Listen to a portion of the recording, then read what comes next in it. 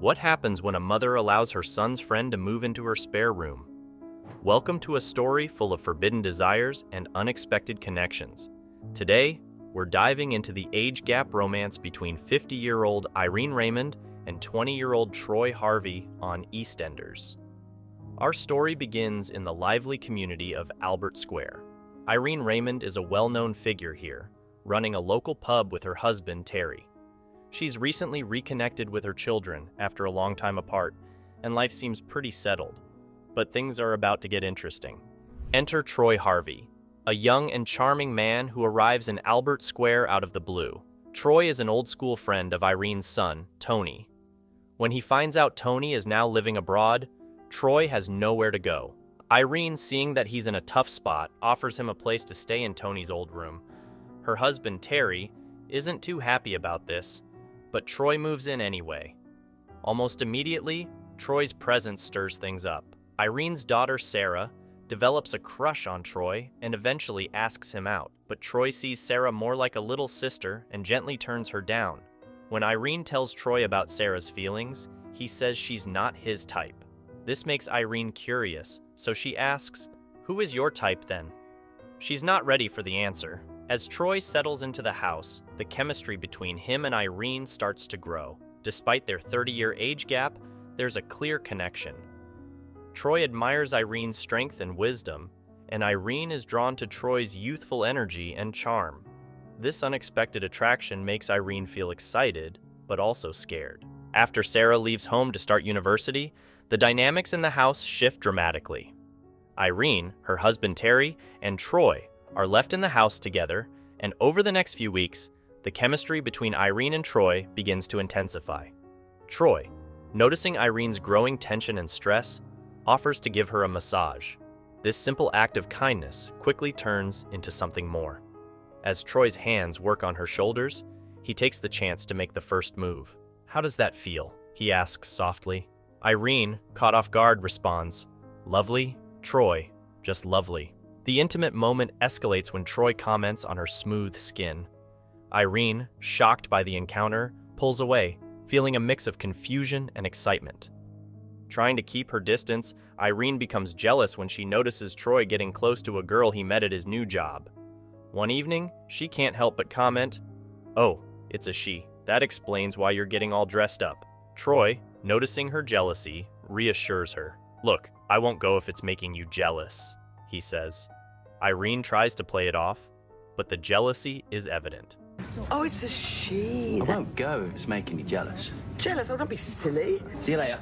Irene starts reflecting on her life with Terry, realizing how dull it has become. Terry prefers staying in and watching TV over going out, which frustrates Irene. One evening, knowing that Troy will be at a 70s-themed party, she sabotages her quiet night in, convincing Terry to go. "Maybe we could go to that 60s thing," she suggests. Terry, uninterested, declines. Seizing the opportunity, Irene decides to go alone. At the party, Irene and Troy dance closely, the strong sexual tension between them becoming more evident. Despite this, Irene initially does not reciprocate Troy's feelings. This leads Troy to consider moving out of the house. He tells Irene, "I just thought I'd tell you. I'm thinking about moving on." Irene, devastated, tries to convince him to stay. "Don't go, Troy," she pleads. In a final attempt to stay, Troy forcefully kisses Irene, and she responds passionately. He suggests they take things upstairs to the bedroom, but Irene shyly declines, saying she can't. Instead, they move to the living room, where Troy embraces her again. Their intimate moment is interrupted when Terry returns home early from a poker game. Hearing the door, Irene and Troy quickly compose themselves. When Terry asks if Troy has left, Irene informs him that Troy has decided to stay. "No, we had a talk. He decided to stay," she explains. No, we had to talk. He's decided to stay. The next day, Terry tells Irene that he will be going away for a work trip. Not trusting herself to be alone with Troy, Irene tells Terry he can't go. "I'm sorry, you can't go just like that. I need a bit of notice," she says, trying to hide her true reasons. Troy steps in, convincing Terry to go by, assuring him, "Don't worry, Terry. I'll keep her company." Yeah, don't worry, Terry. I'll keep her company. Alone in the house with Troy, the tension reaches a boiling point. Troy cooks a romantic meal for them, but Irene, consumed with guilt, struggles to enjoy it. "I'm not hungry," she says. "Why not?" Troy asks. "Because we shouldn't be doing this," Irene replies, clearly torn. She leaves the house, trying to escape her feelings. However, moments later, Irene has a change of heart. She returns home, giving in to temptation. That night, she and Troy share a passionate encounter. The next morning, Troy finds Irene washing the bedsheets from the night before, filled with guilt and worry about her husband's return. She tells Troy, "This cannot happen again, not anymore." Yeah, but this time I really mean it, okay? No more. Despite her words, the chemistry between them is undeniable, and their affair continues. This marks a turning point in their relationship. The secret moments they share are filled with excitement and danger, adding to the intensity of their forbidden romance. Irene wrestles with guilt while trying to maintain a facade of normalcy with Terry, but the passion she feels for Troy is too strong to ignore. The stage is set for more drama and heartache as their story unfolds. Troy, wanting some alone time with Irene, gets the keys to an empty apartment from a friend. He invites Irene over, hoping they can enjoy each other's company without interruptions. Irene can't resist, and soon they find themselves in each other's arms. Afterward, lying together, Irene admits she hasn't felt this happy in a long time. Troy reassures her, saying everyone deserves a bit of happiness. However, their bliss doesn't last long. On her way back home, Irene bumps into Terry, who's curious about where she's been. Feeling the pressure, Irene lies and says she was getting treatment for her sore back. This close encounter should have been a wake-up call for Irene, but the thrill of the affair keeps pulling her back to Troy. The secrecy adds a mix of excitement and danger to their relationship. Irene feels guilty, but can't stay away from Troy. She tries to act normal around Terry, but the stolen moments with Troy keep their affair alive. Their secret isn't safe for long. After a secret getaway to a hotel, Irene is caught kissing Troy in a taxi by their nosy neighbor, Pat Evans. Worried that Pat will spill the beans, Irene confronts her. Pat says she won't interfere, but she warns Irene that secrets like these rarely stay hidden. Despite this, Irene can't end things with Troy. She becomes jealous when she hears Troy is getting close to another older woman, Rosa. Confronting Rosa, Irene makes it clear that Troy is off limits, revealing her own feelings in the process. This confrontation tips Rosa off about Irene's affair with Troy. The affair brings constant turmoil. The thrill of sneaking around is exciting, but also exhausting.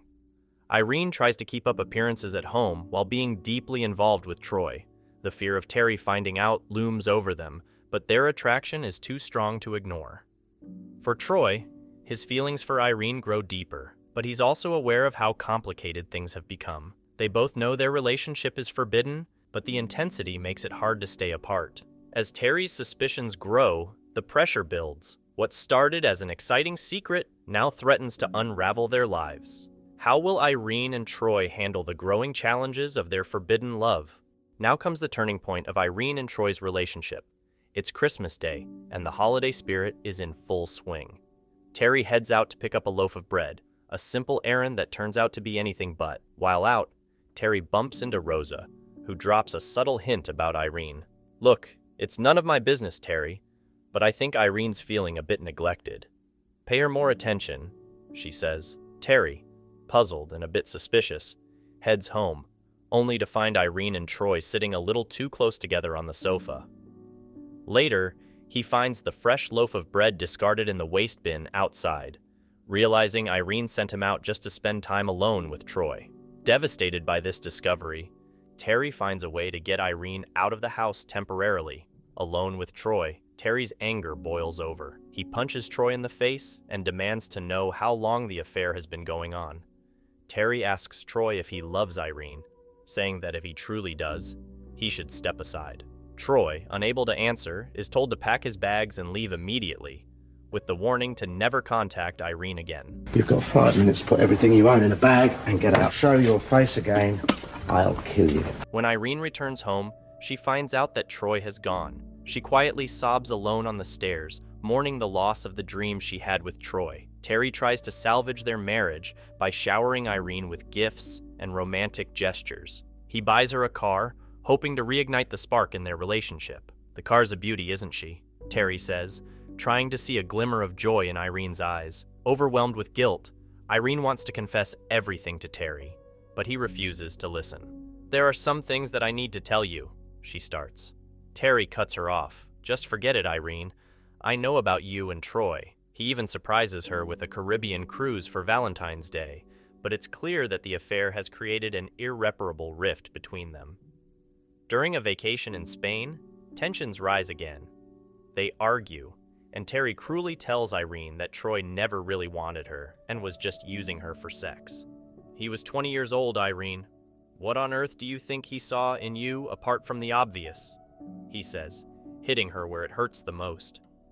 He reveals that he offered to step aside for Troy, but Troy chose to leave without her.